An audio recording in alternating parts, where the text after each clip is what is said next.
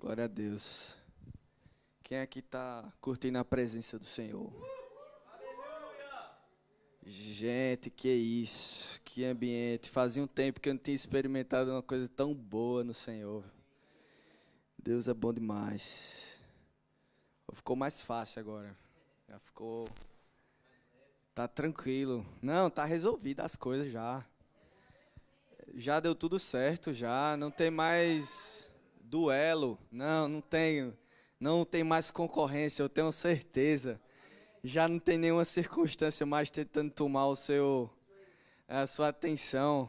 Amém? Tá tudo bem. Ei, olha para o teu irmão e diga: ei, tá tudo bem. Tá tudo bem mesmo. Diga: meu corpo vai bem. Meu corpo vai bem, pode dizer. Diga: ei, minha alma, minhas emoções vão bem. Ei, meu espírito tá bem. Tá alimentado, tá cheinho agora. Amém, glória a Deus. Gente, eu vim com um sentimento hoje aqui de mesmo aproveitar, sabe, a presença do meu pai, de apresentar quem ele é. Às vezes a gente tá tão atarefado, né? A gente tá tão preocupado com tantas coisas e nos esquecemos, na verdade, do que é mais importante, né? Eu luto muito contra alvos que estabelecemos na nossa vida e esses alvos eles sempre se renovam de uma outra maneira, sendo que esses alvos nunca são o Cristo, o amado, o desejado, o alvo ao qual nós deveríamos nos apontar e não nos desviar nem para a esquerda nem para a direita. Eu quis sentar hoje aqui para fazer uma forma diferente com vocês, porque Jesus e também outros grandes mestres, não que eu esteja me comparando, mas quando eles queriam aconselhar ou falar para o povo, eles se sentavam, né, quando dava, e isso era um sinal de que ali haveria ensino, ali haveria conselhos, certo? E eu também me lembrei muito da figura do meu pai, porque, né, quando a gente senta para conversar, chega, né, daquela embargada na voz. Mas quando você senta para conversar com seu pai, é tempo bom, é tempo de conselhos. E eu, por acaso, tive muitos conselhos bons do meu pai. E hoje era uma noite de conselhos para nós, tá certo?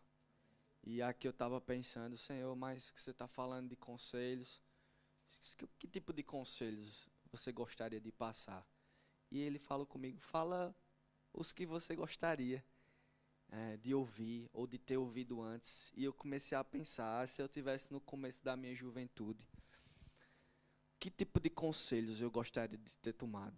Mas esses conselhos, eles não vão se limitar nunca ao começo da juventude, porque nunca é tempo perdido.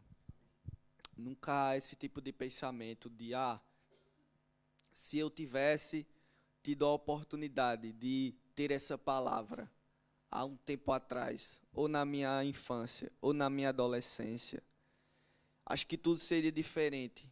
Não seria como é agora. Mas sabe, querido, eu cresci na igreja.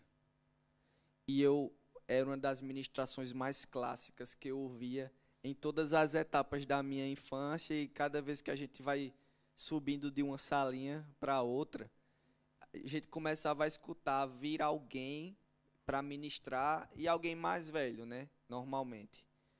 E eu escutava essa pessoa dizer, por exemplo, quando eu tinha, sei lá, 11, 12 anos, na sala dos pré-adolescentes, chegavam lá adolescentes mais velhos, como 18, 19, 20 anos, já jovens assim, e diziam pra gente: "A quem me dera se eu pudesse ter ouvido essa palavra que vocês estão ouvindo hoje, quando eu tinha a idade de vocês, quando eu era pré-adolescente." Aí eu cresci mais, fui para a adolescência, e aí eu comecei a escutar os jovens adultos chegar com 24, 25 anos e chegar a dizer: "Eita, quem me dera se eu tivesse a oportunidade de ter ouvido a palavra na idade de vocês aí, com 16, 17 anos. Tudo teria sido diferente." E aí eu já com, sei lá, 20 e poucos anos, escutava um homem adulto, maduro, chegar e dizer, quem me dera, se eu tivesse tido a oportunidade de escutar essa palavra aí no começo da minha juventude. E com certeza você vai ouvir velhos dizerem, quem me dera, pelo menos na minha vida adulta, ter tido essa oportunidade. Deixa eu te dizer uma coisa, não importa quando você ouviu essa palavra, importa o que você faz com a palavra que você ouve. Importa o que você faz com o que você tem agora em suas mãos. A palavra diz, sede fiel no pouco e no muito eu te colocarei. Isso é uma atitude de dar valor, de ter como precioso aquilo ao qual eu escuto. Uma das minhas maiores chaves, assim que eu acredito para a minha vida espiritual e que eu atribuo, se eu sei alguma coisa ou não, se eu tenho algum sucesso ou não, ministerialmente falando, ou na minha vida espiritual mesmo, se eu tenho algum sucesso nisso, eu atribuo a maior parte a uma coisa que se chama meditação. Então, eu tomo o versículo que Deus fala para Josué, medita na minha palavra de dia e de noite. Certo? Medita na minha palavra de dia e de noite. E você será bem-sucedido naquilo que você fizer. Certo? Porque o que é meditação? A meditação é dar valor a algo ao ponto de pensar de novo a respeito. Então, se eu dou valor à palavra de Deus, se eu dou valor a um versículo, se eu dou valor a uma ministração, se eu dou valor a uma música, e eu tomo aquilo como importante, como precioso, eu vou dar atenção àquilo de novo, vou trazer de novo à minha mente. Muitos comparam com o processo de ruminação, né? De alguns animais. Porque eles comem o alimento, chegam no estômago, mas eles percebem, né, que aí existe algo mais que eu posso extrair dali. Então aquilo volta para a boca e é mastigado novamente. E eles engolem de novo. E você parece... eu vou ver cara de nojo aqui. Mas quando você entende que aquilo que você comeu é tão precioso que eu trago de novo à minha memória e eu vou dar valor a isso. Senhor, como a tua palavra é maravilhosa. Os rabis, quando tinham os seus talmudins, que eram os discípulos, eles, ao ensinarem os salmos, ao passar pelo Salmo 119, o maior capítulo que nós temos nas Escrituras, aquele é o maior capítulo e ele só fala sobre uma coisa, sobre a palavra. É lá que diz, a tua palavra é lâmpada para os meus pés e luz para o meu caminho. É lá que diz, a tua palavra é como um doce mel na minha boca.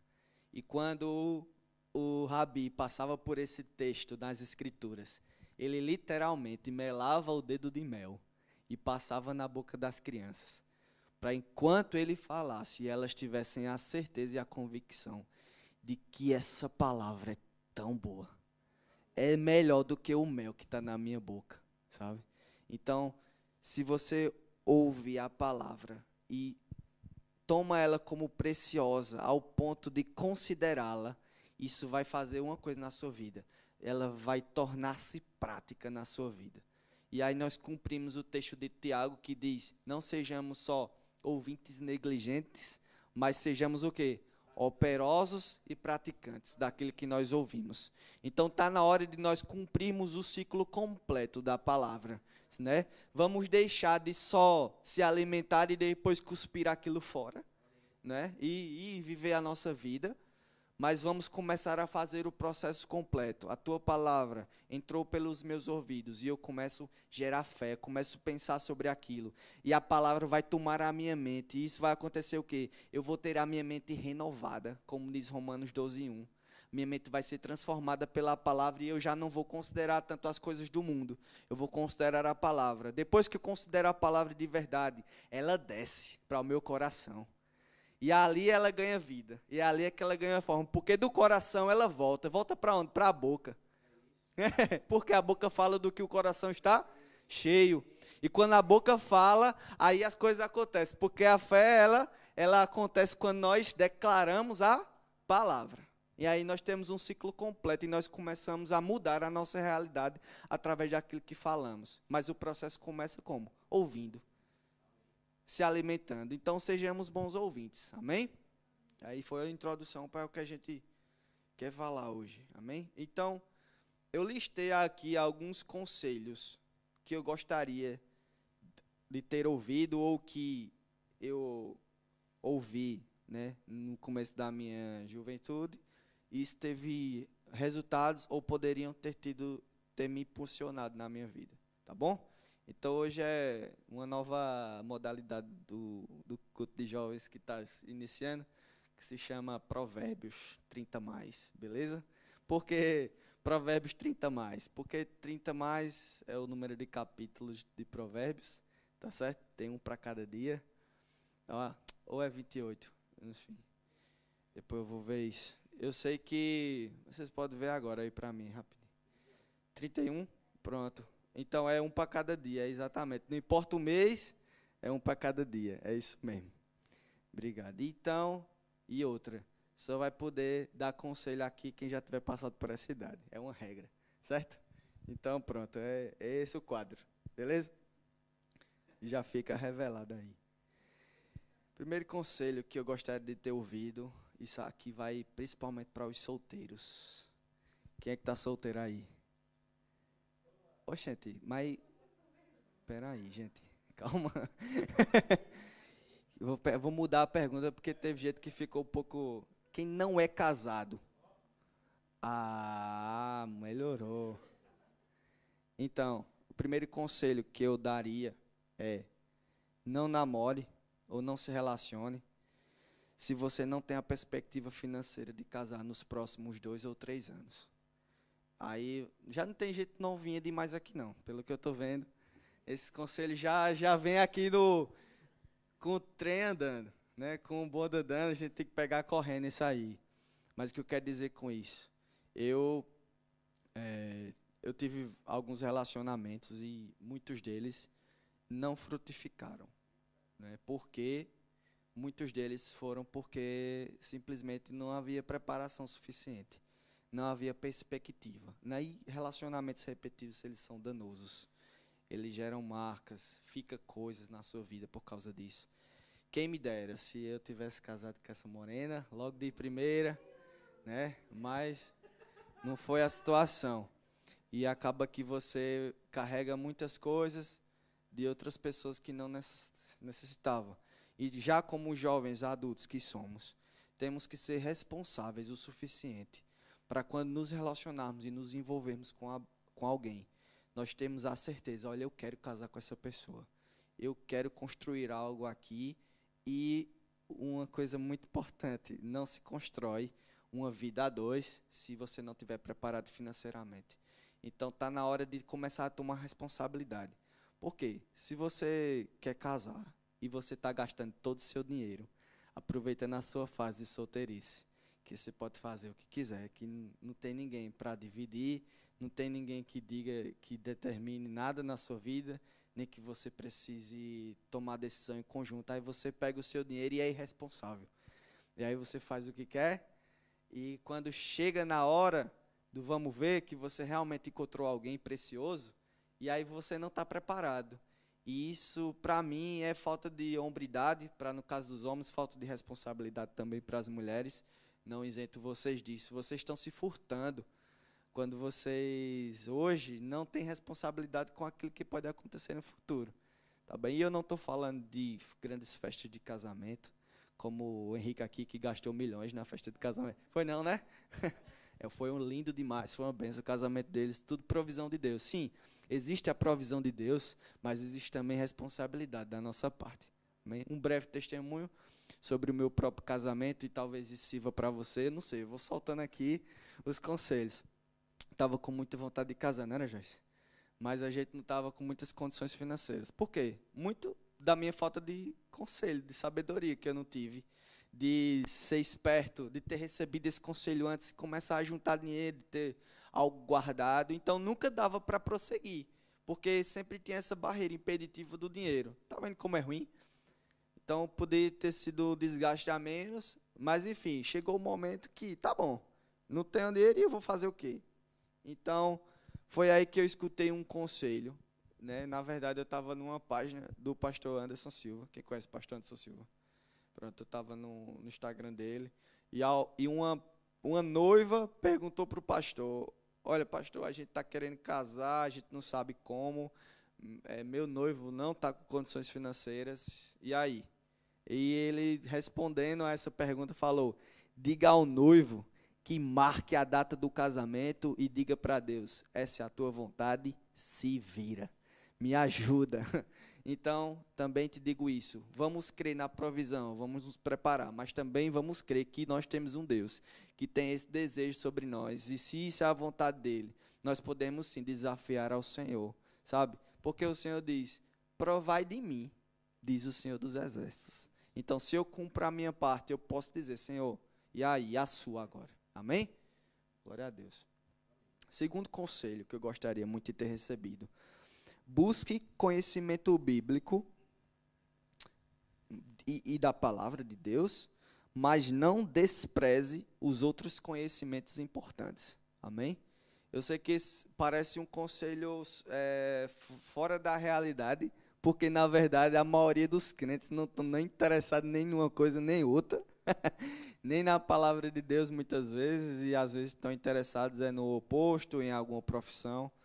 Mas por muito tempo eu fui influenciado bastante a me dedicar totalmente às coisas de Deus, e por isso passei a considerar que só existia o conhecimento bíblico, e eu não me atentava para o que era um conhecimento geral de política, por exemplo. Eu não me atentava para um conhecimento geral da história do meu país, do meu povo, da minha cultura. Eu não me atentava para questões de conhecimento financeiro. Eu não sabia de nada disso.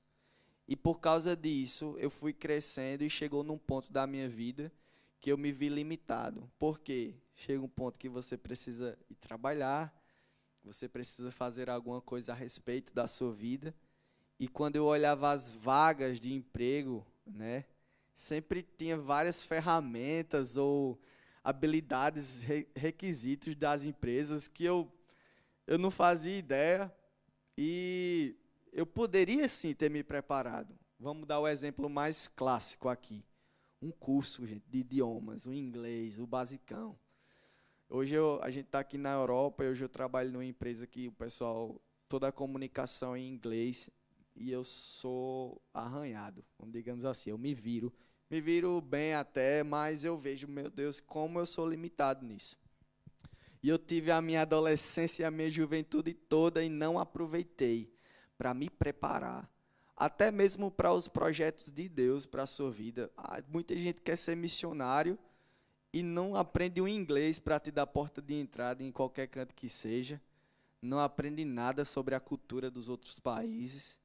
Então, esse seria um conselho que eu gostaria muito de ter não só ouvido, mas praticado, porque eu ouvi algumas pessoas chegar e dizer: aprendi o inglês. Aí eu dizia: não, mas eu já jogo videogame em inglês, eu já sei. Não adianta, gente. Não, eu já assisto filme legendado. Gente, não adianta. Ajude em alguma coisa. Mas se você não parar e se esforçar para aprender coisas, ter ferramentas, porque, sabe, o Espírito Santo não vai inventar, né? Muita gente, por exemplo, vai fazer um teste, uma prova na escola, na universidade, e não estudou.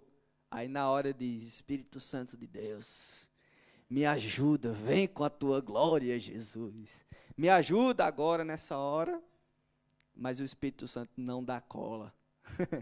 O Espírito Santo não age dessa maneira. Ele vai trabalhar com aquilo que a gente tem dentro. Mas pode ter certeza, se aquele conhecimento estiver dentro de você, tiver sido estudado, ele vai te lembrar, ele vai te trazer à memória. Tá bem? Então esse é o segundo conselho. Buscar outros tipos de conhecimentos, eles também são importantes, certo? No terceiro conselho, vai muito de encontro a esse segundo. Seja especialista em algo que você goste e possa te dar um bom retorno financeiro. Então, vai casar também com essa questão anterior. Hoje, falando mais uma vez sobre meu trabalho, eu trabalho no escritório de finanças, né, no escritório financeiro de uma empresa. E hoje há um interesse muito grande da minha empresa de pessoas que saibam automatizar processos, criar robôs que possam fazer atividades repetitivas. E é uma coisa que por acaso eu gosto. Mas quando eu fui olhar para linguagens de programação, quando eu tinha 18, 19 anos, eu até me arrisquei assim só para olhar mesmo, porque eu vi muitas linhas, muitos códigos nela. E aquilo não fez o menor sentido e deu preguiça. E hoje eu posso ver, rapaz, se eu tivesse me dedicado um tempo atrás sobre isso, eu tinha uma oportunidade enorme aqui na minha mão e eu estou procurando lá uma efetivação e me agrupar de fato à empresa. E se com certeza eu já tivesse isso funcionando, era uma coisa que estava certo, já estava tudo garantido. E hoje eu estou assim, tendo que fazer o meu trabalho e, por outro lado, eu estou tentando aprender isso para atender especificamente aquelas necessidades. É correr com as coisas já andando, sabe? Isso é um bocado complicado. Mas não sejamos aquelas pessoas que vão ficar com esse pensamento, se eu tivesse recebido esse conselho lá atrás. Não. Hoje eu decido, não, a partir de hoje eu vou estudar. E assim tenho feito. E o meu inglês não está ótimo, não está perfeito ainda. Tenho estudado, entende? E tenho me esforçado. E é assim que tem que ser. Sobre as coisas do Senhor, isso também funciona de uma forma muito especial. Porque nós temos um Deus que ele é especialista em uma coisa. E é especialista em restituição, certo? Restaurar, restituir. E restituir é como preencher lacunas. Para mim seria a tradução aí mais próxima, ou o significado mais próximo. Preencher espaço que por nós não seria possível naquele determinado tempo. É espremer o tempo ao nosso favor. E, para mim, nosso Deus é um especialista em restituir as coisas que foram perdidas. E ele ainda vai dizer, e essas coisas que vêm não se comparam, né, com as coisas que já foram, que já passaram. Vou te dar um exemplo. Como eu sou da igreja desde criança, eu tive essa oportunidade de escutar a palavra desde cedo. E eu tinha um amigo no ensino médio. E esse amigo, por acaso, tinha influência na sua família de cristãos. Mas, sabe, não era aquela mãe que ia muito para a igreja.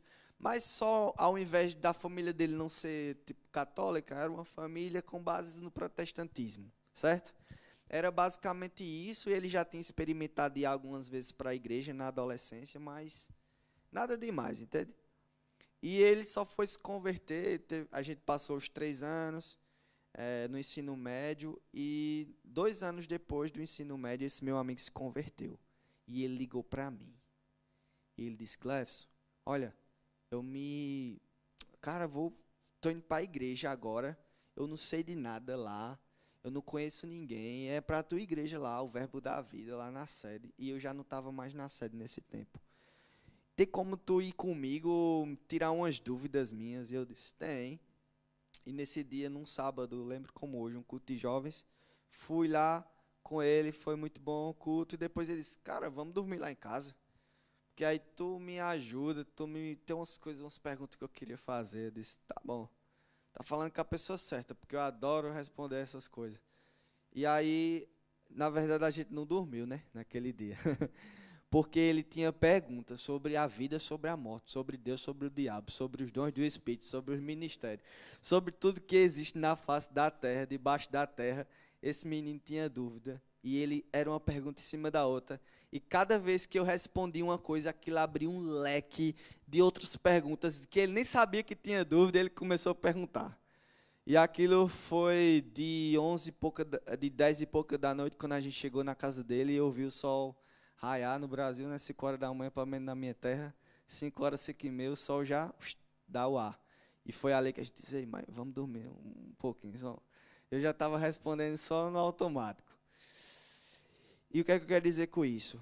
Pronto, eu passei minha infância e adolescência na igreja. E esse meu amigo se converteu, já com seus 20, por aí, né?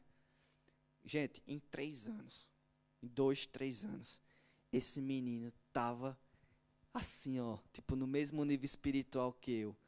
E talvez já tenha me passado. E eu sou muito grato a Deus por isso. O nome dele é o Helder, da sede, o líder de jovens que foi líder de jovens da sede por muito tempo. Hoje ele é pastor, junto com o pastor Norberto, no Verbo da Vida, Zona Leste de Campina Grande. E ele é uma influência para o Brasil, pelo menos no meio do Verbo da Vida, sabe? Ele foi um dos que encabeçam o JPN em Campina Grande, e é uma bênção. Eu amo a vida dele. E eu vejo, Deus é realmente um Deus de restituição. É o que você quer. Se você se dedicar, não importa, Deus espreme o tempo a teu favor. Amém? Agora, dica número 4, conselho número 4. Esse já puxa para o outro lado aqui. Aproveite ao máximo e intensamente o tempo que você passa com alguém. Pessoas vêm e vão, certo? E agora você já te dou uma oportunidade para pensar sobre pessoas que você teve até boas amizades, mas hoje você não convive mais. Por acaso, na minha vida, eu tive amigos que naquele período de tempo, naquele ano, naqueles 2 anos, foi muito bom. E não é o porquê da gente ter se distanciado, não altera a qualidade da amizade que nós tínhamos naquele tempo. Mas se eu soubesse que as coisas eram assim, eu aproveitaria mais de verdade. Eu abdicaria de tempos só para mim ou para fazer uma coisa qualquer, para ter e escutar e falar com aquela pessoa. Então, hoje eu tenho isso para a minha vida. Enquanto eu estou aqui com vocês, não sei por quanto tempo a gente vai passar junto, podem ser anos, enfim, mas eu quero aproveitar ao máximo, sabe, essa companhia de vocês, viver em família. Porque hoje eu tenho dois amigos, dois grandes amigos, que eles são realmente, assim, as pessoas que eu mais gosto de conversar e de estar. Mas hoje eu não posso estar com eles, porque eles estão no Brasil. Um foi para São Paulo, outro está lá em Campina Grande ainda, e eu vim para cá, porque a vida ela dá voltas, ela te leva para vários lugares. E se eu pudesse ter aproveitado mais, sabe? Mas do mesmo modo, eu hoje não vou mais ficar me lamentando. Eu vou hoje aproveitar as pessoas que estão ao meu redor. Existe uma família do Senhor aqui também, existem irmãos. Então, vai muito com o que a gente ensinou aqui 15 dias atrás, mais ou menos. Seja família um para o outro. Saiba do que a pessoa que está do seu lado está passando, está sentindo. Tente estar próximo. Você costuma almoçar ou jantar e sair em algum lugar. Por que não convidar alguém para estar nesse momento? Só para almoçar mesmo.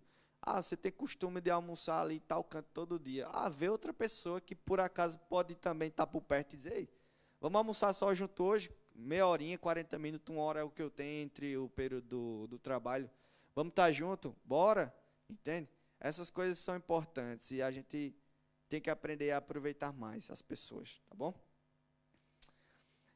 O quinto conselho vai muito com o quarto. Pessoas mudam, certo? Inclusive você. O que é que eu quero extrair desse conselho? Não queira medir as relações ou medir as pessoas por uma experiência que você teve com ela há alguns anos atrás. Porque hoje aquela pessoa pode ter mudado, inclusive você pode ter mudado bastante. Então, muitas vezes, ao tentar desenvolver amizades e relacionamentos, eu queria que fosse como no tempo de adolescente. Mas, gente, não existe, já somos adultos. cada um com responsabilidades diferentes, com pensamentos estruturados de forma diferente, sabe? E isso também serve para você ser cauteloso, porque as pessoas podem mudar e você, se colocar toda a sua base nos relacionamentos que constrói, isso pode fazer você se frustrar, sabe? E é por isso que o nosso foco, ele deve estar sempre no Senhor. Mas isso não invalida o fato de que eu preciso ter referências para a minha vida. Eu preciso de boas amizades. Eu preciso de pessoas que vão me ajudar a crescer e me desenvolver. E eu preciso também ser esse tipo de pessoa. E também não se deixe mais ser nivelado por quem você foi um dia. Talvez as pessoas só te conheceram num contexto totalmente diferente, mas hoje você é mudado, você é transformado pelo poder da palavra. Amém?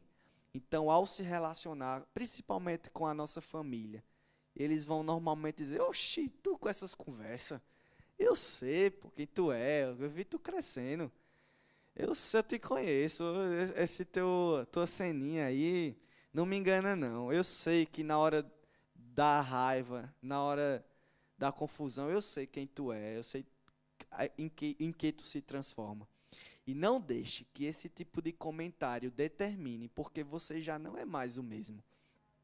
Aquilo, na verdade, era uma desconstrução daquilo quem você deveria ser. Você, no fato e na verdade, está ainda se transformando naquela pessoa que Jesus sempre planejou que você fosse.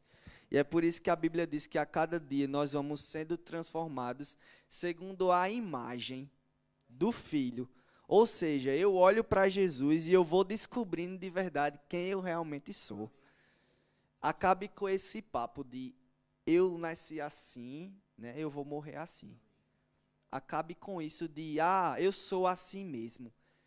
Esse sou eu. Quem quiser se relacionar comigo vai ter que me engolir.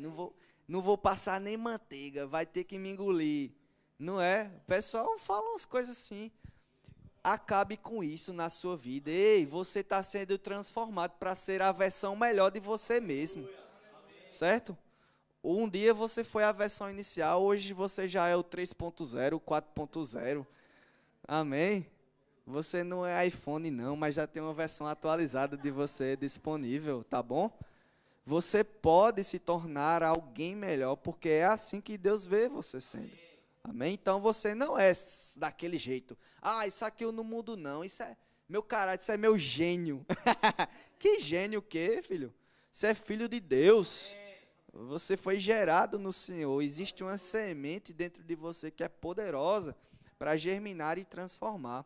Por isso que Paulo dizia, olha, por uma causa como essa, por uma questão dessa, eu me coloco de joelhos, para que Cristo seja gerado dentro de vocês.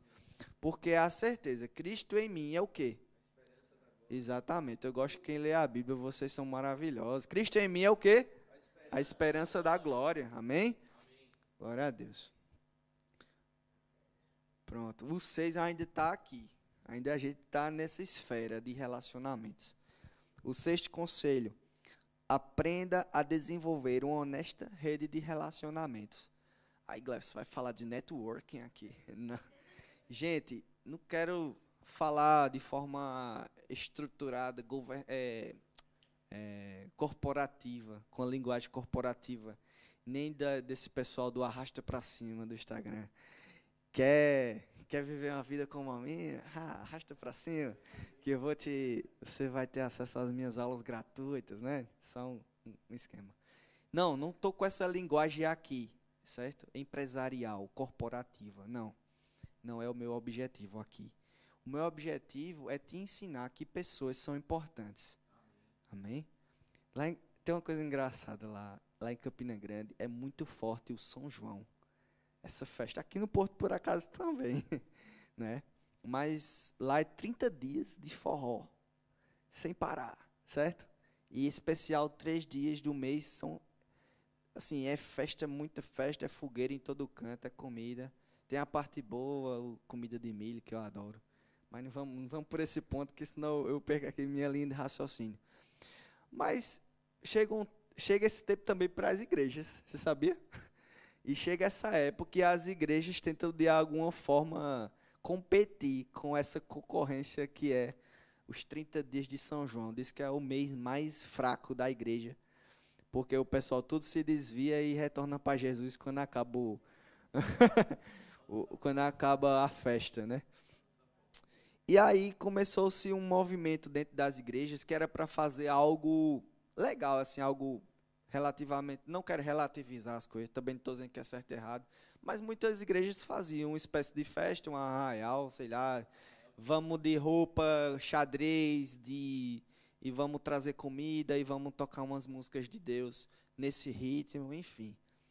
E começou-se a usar um lema e dizia: sem João com Cristo, né? Quem já escutou isso, que é do Nordeste Sal, né? Sem João com Cristo.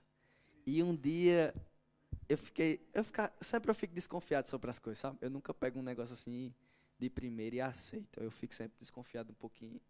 E eu, com esse negócio, isso não me entrou, né? Sem João com Cristo. Aí, a princípio, você diz, grande marketing, né? Mas depois o Senhor começou a falar comigo. Não, não. Vai ler primeira, segunda e terceira João. Aí eu, ixi, agora? E aí eu comecei a ler. E o texto só fala de como precisamos uns dos outros. Como precisamos demonstrar o amor que temos ao Senhor pelo irmão. E diz, como que você vai amar a Deus que você não vê? Se você não consegue nem amar o irmão que você vê. Como que você vai se submeter ao Senhor se você nem consegue se submeter ao seu irmão? Isso é uma fonte de hipocrisia na sua vida. É basicamente o que João fala. E o Senhor começou a falar, ei, não é sem João, não. É com João e com Cristo. Aí eu, o quê? Como assim, Senhor? Me explica. Sim, vocês precisam também do João. Vocês precisam do Pedro. Vocês precisam do Tiago. Olha o tanto de ensinamento que eu usei o Joãozinho para ensinar a sua vida. Vocês sim devem olhar e apontar sempre para Cristo, mas tenham sim Joãos na sua vida. Eles vão te ensinar a amar também. E aí eu, pá, já, né, segura aquela palavra, aquece o coração. E aí depois eu fui passar lá para as pessoas, pelo menos as pessoas que estavam ao meu redor. E foi uma experiência muito boa, porque que relacionamento entre irmãos nós podemos desenvolver. E quando eu era assim adolescente na igreja, eu com o pensamento de, Deus é que me levanta, né? Tem isso, né? Quem Deus levanta, homem nenhum pode derrubar. Eu não sei nem se é um versículo isso. Não sei, depois eu vou até pesquisar, mas é um ditado muito forte. Quem Deus levanta, homem nenhum pode derrubar. Tá bem, não tira a veracidade disso não. Mas eu botei isso na mente de que, se é Deus que vai levantar a minha vida, vai levantar o meu ministério, eu não vou precisar falar com ninguém. Eu não falo, eu não dou uma palavra. Oxi, se eu for falar com o pastor, já vão dizer que eu sou babão e que eu só estou falando com ele porque eu quero algum cargo ou posição, porque eu quero ministrar na igreja. Na verdade, eu negava, queria até negar as oportunidades que me eram dadas, sabe? Para ministrar alguma coisa desse tipo. Porque se é Deus que vai me levantar, aí eu vou ficar lá dentro de um buraco, dentro do meu quarto e esperar que algum milagre aconteça. E na verdade eu realmente ignorei isso, gente. Passei a minha adolescência inteira e começo da minha juventude negando qualquer tipo de relacionamento com a pessoa de um cargo superior dentro da igreja, porque eu achava que aquilo, não, eu tô atrapalhando. Se eu tiver aí, eu vou ser levantado por essa pessoa e não pelo Senhor. E eu tive sim, gente, a oportunidade de estar com pessoas, grandes homens do ministério lá de Campina Grande, me chamaram assim, vamos ter uma reunião, passa lá no ministério, né? Campina Grande tem uma sede do ministério, não é a igreja sede, é um escritório mesmo, onde trabalham lá pessoas, e é tudo voltado para o ministério. E pessoas me convidaram, e vem aqui para a gente conversar, Vamos trocar uma ideia, vamos tomar um café. Queria saber algumas coisas de você, saber como você pensa. E eu, tá certo, tá certo. E aí eu saí, vou nada, oxi, sair, vou chegar lá no ministério e vai começar essas, pra lá e pra cá, conversinha vai, conversinha vem. Quero isso não. Se Deus vai me levantar, é Ele mesmo e eu não quero esses papos não. Não, mas aí pessoas me diziam, você podia ser um professor do Remo, você podia ser isso, aquilo. Eu dizia, não, que para ser professor do Remo tem que estar aí, conversando nos cantinhos. E eu tinha muito forte isso, e era uma aversão mesmo. Sendo que hoje eu entendi, sabe, que pessoas são importantes, relacionamentos são importantes. E não é necessário eu estar lá. Por isso que eu botei aqui no conselho. Aprenda a desenvolver uma honesta rede de relacionamentos. Saiba conversar com as pessoas. Existiam, por exemplo, eu cursei administração de empresas. E, por exemplo, tinham grandes empresários dentro da minha igreja. Dentro do Verbo da Vida, tinha muito empresário. Eu sabia quem eras. Eles não tinham rejeição em uma possibilidade de conversar comigo sobre qualquer coisa. Mas eu dizia, oxi, que conversa. Não quero papo com essa gente, não. Na hora que eu for conseguir um trabalho, vai ser pelo meu mérito. E sabe, muitas vezes, quando nós rejeitamos nos relacionar e criar contatos, é porque nós somos orgulhosos demais, certo? Então, aprenda a conversar com as pessoas, se coloque à disposição, se apresente, diga quem você é, não tem problema com isso. 2015, por exemplo, eu estava aqui, 2014 e 2015 eu estava aqui em Lisboa, em Portugal. E eu saí de Campina Grande, ó, conversa, a mentalidade. Eu vou para Lisboa estudar. Meu pai disse, acho que eu vou falar lá com o pastor, para lhe apresentar, dizer quem você é, que você está indo, falar aqui sobre suas qualificações, tanto no ministério, enfim. Eu disse, não, fale com ninguém não. Eu vou chegar lá, eu vou sentar na última cadeira, bem caladinho. Não quero falar com ninguém não, não quero me apresentar para ninguém não. Pare com essas conversas de querer me apresentar. E ele, rapaz, deixe de ser cabeça dura, qual é o problema que tem? Eu lhe apresentar e tal. E eu, não quero não. Foi para lá, foi para cá, eu ainda, pronto, contactei um dos filhos do pastor da época. E ainda disse que eu estava indo para lá, mas com muita relutância. Olha isso, gente, eu vim para uma terra que eu não conhecia ninguém e ainda assim relutante. Não vou falar com ninguém, não quero ninguém, sabe?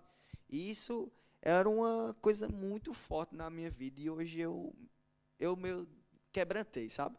Hoje se eu puder conversar com pessoas, eu vou conversar. Por quê? Do mesmo modo como aquela pessoa, sei lá, que está num cargo, que tem uma importância, que tem uma relevância já, ou na igreja ou no mercado de trabalho, eu sei que ela vai poder me ajudar de alguma maneira. Então, como é que deve ser esse tipo de relacionamento? Você deve se apresentar assim, olha, olá, tudo bem, eu sou tal pessoa, vim de tal canto, tenho essas e essas qualificações. Olha, eu sei que você pode muito me ajudar com as coisas que você tem, mas eu estou aqui só para dizer que eu também talvez possa te ajudar com as coisas que eu sei. Eu não conheço hoje como é que estão as coisas, mas você como uma pessoa de referência, talvez você possa me ajudar de alguma maneira e talvez eu possa ser uma peça importante para você. E agradece, e é isso. Não existe, é uma troca justa, entende? Porque por acaso aquela pessoa pode estar precisando de uma pessoa como você, em alguma equipe, no início de algum projeto, entende isso? Então não fique com essa, Deus é o que vai me levantar e fica esperando coisas miraculosas como aquele homem que estava se afogando no enchente, né? E ele, meu Deus, me ajude, por favor. E daqui a pouco vem um homem nadando com uma boia e diz: olha aqui a boia, venha comigo, vamos junto. E ele diz: não, estou me afogando aqui, mas quem vai me salvar é Deus. Pode ir, oh Deus, me ajude.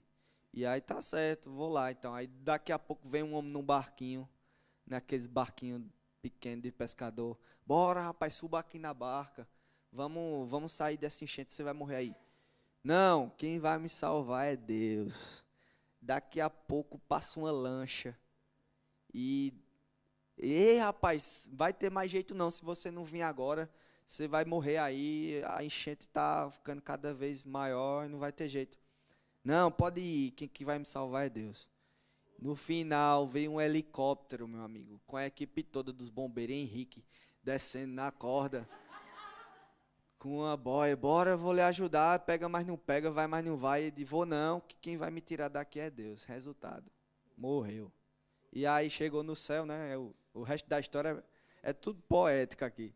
Chegou no céu e aí morreu, foi pro céu, né? Não tem problema não, era crente, só tava confuso. Foi pro céu e chegou para Deus e perguntou, mas Deus, pedi tanto a tua ajuda, Deus.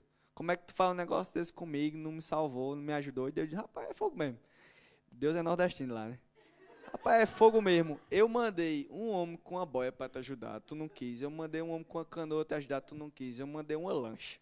Meu amigo, eu mandei um helicóptero. Até veio voando para tu perceber que era eu querendo te ajudar.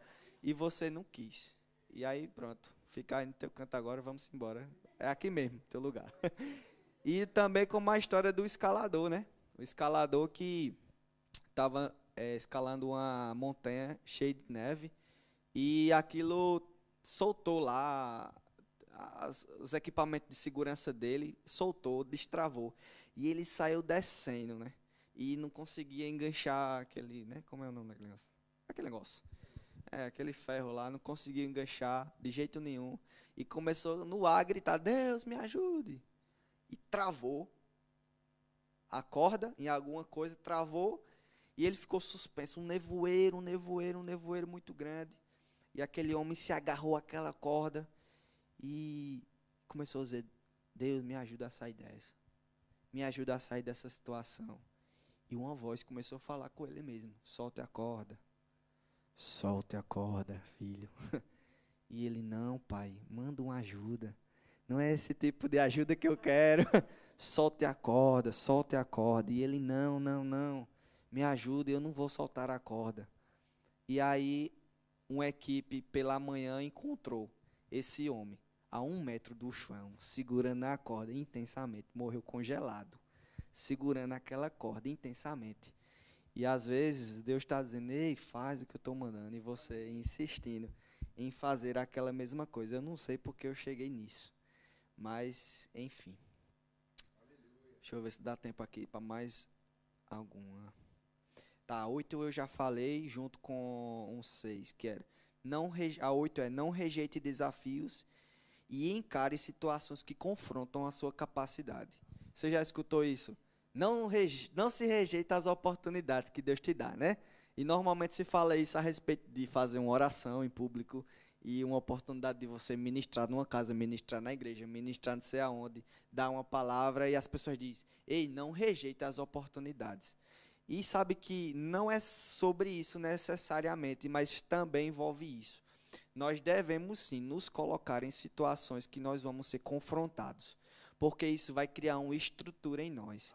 E aí, por acaso eu escutei um dado assim, de boca, né, uma pesquisa de boca que a gente meio que fez entre adolescentes e jovens que tinham passado a sua vida inteira na igreja, principalmente a partir da adolescência, e também como elas se saíam profissionalmente. E aí a gente começou a perceber, dentro de uma amostra pequena, é claro, que aquelas pessoas dentro da igreja que faziam parte de um diaconato, sabe? Que faziam parte de um louvor, que eram desafiados a dirigir um culto, né? Que eram convidados para dar uma palavra. E esses adolescentes que começaram a fazer isso, eles começaram a se dar muito bem profissionalmente, porque exigia essa capacidade de articulação, de enfrentar, por exemplo, uma equipe, você ter que explicar algo para uma equipe, e você ter que explicar um assunto, se davam muito melhor nas universidades, porque isso começa a ser muito forte. Um amigo meu, inclusive, que é advogado, ele diz, Gleferson, como me ajudou. Hoje eu tenho a capacidade de argumentar na frente de um juiz, tranquilamente, porque durante a minha adolescência, a minha juventude inteira, eu tinha praticado essas coisas, eu tinha me submetido ao ridículo, eu tinha me exposto demais, e isso criou em mim uma casca, uma estrutura. E sabe, muitas vezes nós não conseguimos romper algumas áreas da nossa vida. Pode ser em qualquer uma, porque nós não nos submetemos aos processos. Amém? Os processos, eles são muito importantes. E não adianta ficar querendo fugir da raia. Não, enfrenta mesmo as coisas. Enfrenta conversas difíceis, sabe? Porque um dia você vai precisar ter uma conversa difícil. E vai ser uma coisa que você não vai poder se esquivar de jeito nenhum. Então encare mesmo as situações. Ah, se alguém te convidou para fazer algo dentro da igreja, sim, vai ser um pouco vergonhoso, mas vai, mais tenta, mais faz. Você pode, isso vai criar uma estrutura em você, tá bom? E a sétima dica para encerrar que eu pulei, que é ministério não é igreja, certo? Se eu pudesse aproveitar melhor, eu não teria focado tanto, porque teve um tempo que eu achava que eu ia ser um dos grandes pregadores do Brasil, sabe? Que eu ia estar nos eventos e tal. Mas a gente viaja. Se for para sonhar, deixa com a gente. E queria estar nesses ambientes. Eu achava que ia dividir púlpito com o Luciano Subirá e tal. Não tem problema se não chegar também. E não dá nada, não dá nada. Porque qual é o oposto disso? Eu sempre fui de igreja pequena. E as pessoas começaram a dizer: ei, essa igreja é pequena para tu. Isso aqui é pouco para tu. Pô, tu vai estar com as multidões, não sei o que lá. E aquilo, de alguma forma ou de outra, começou a afetar minha lógica, sabe? E eu comecei a só vislumbrar isso. Só existia isso. Teve tempo que eu queria desistir da universidade. Porque eu queria só... Foi logo no Remo e tal. Não, eu vou sair da universidade, não sei o quê. E a pessoa disse pra mim: ei, calma. Você pode ter boas ferramentas. Isso vai te abrir portas. Isso vai te dar oportunidades. Gente, eu também não estou dizendo que se existir uma direção específica de Deus, se você tiver convicção disso, eu não vou dizer que não. Mas se você pode fazer as duas coisas, por que não? Certo? E aí, eu tinha muito isso, que só existe um ministério. E muitas vezes eu não aproveitei tão bem a igreja por conta disso. Porque eu considerava muito uma plataforma. E chegou o tempo de eu começar a dizer para essas pessoas, sabe? Tipo, não. Quando eu entendi isso, eu disse, não. Pode até ser que um dia eu chegue a pregar para multidões. Não sei. Mas hoje o Senhor me confiou esse povo aqui. E se eu pregar a vida toda para esse povo aqui, se eu cuidar a vida toda desse povo, desses adolescentes, que eu lido de adolescente faz tempo, se eu cuidar só desses adolescentes aqui a minha vida toda e o Senhor se agradar disso, tá maravilhoso. Tá maravilhoso. Eu tenho um exemplo para dar sobre isso. Mas, pronto, eu já não estou lembrando mais o que era que eu tinha de exemplo para dar. Eu quero lembrar. Mas, enfim, glória a Deus. Então, só revisando aqui quais foram todos os conselhos. O primeiro foi: não namore se você não tem perspectiva financeira de casar nos próximos 2 ou 3 anos. Segundo, busque conhecimento bíblico e da palavra de Deus, mas não despreze os outros conhecimentos. Eles também são importantes. 3, seja especialista em algo que você goste e que possa te dar um bom retorno financeiro. 4, aproveitar ao máximo e intensamente o tempo que você passa com alguém. Pessoas vêm e vão. No 5, pessoas mudam, inclusive você. E o 6, aprenda a desenvolver uma honesta rede de relacionamento. 7, ministério não é igreja. E 8, não rejeite desafios e encare situações que confrontam a sua capacidade. Amém?